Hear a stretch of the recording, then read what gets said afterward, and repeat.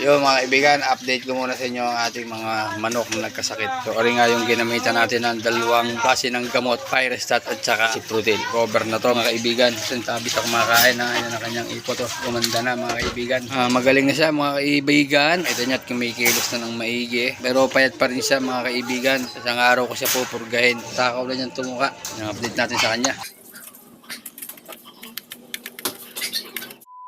Para naman mga kaibon yung nagkameron ng mga malalang sipon. Bali namatay na yung tatlo at hindi nila kinaya ang sakit. So ito lang natira natin, dalawang lalaki. Sakit naman wala na silang sipon. Payat pa rin lang sila. So patatabain na lang natin ng mga kaibigan. Matatakaw na din itong mukha mga kaibigan. Talagang magaling na. Ganun pa din ang ginagawa sa kanila. Pinipisil ko pa rin ang kanilang ilong hanggang sa mawala ang kanilang sipon.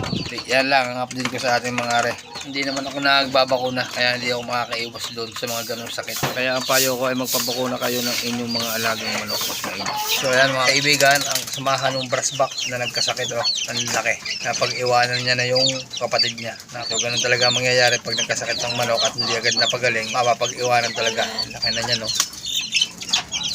So mga kaibigan, ang ating brass back hats, puro hats to. Ang tingin ko sa mga ay tatlo ang lalaki. So ang ginagawa ko dito mga kaibigan araw-araw silang binibigyan ng Vitamin Pro. Tapos magpapatok ako sa hapon, pinapalitan ko ang Vitamin Pro ng plain water lang. Ngayon magpe-prevention ako sa kanila ng antibiotic. So ginagawa ko yung tuwing Sabado at Linggo. So di ako nagbibigay ng prevention ng antibiotic sa kanila. So mamaya magtitimpla ako ng antibiotic for prevention para sa kanila.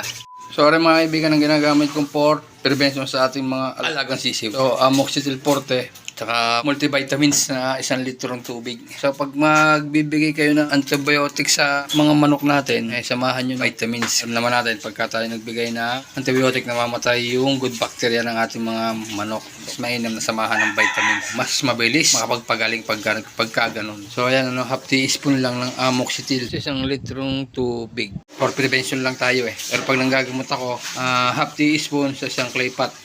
Nagbibigay ako ng prevention sa kanila tuwing Sabado at Linggo. Yun ang paraan ko sa pagpapalaki ng aking mga sisiw. Maganda naman ang kinakalabasan, kaya tinutuloy ko itong pagbibigay na to. Ayan po, paraan ng aking pagpapalaki ng aking mga sisiw.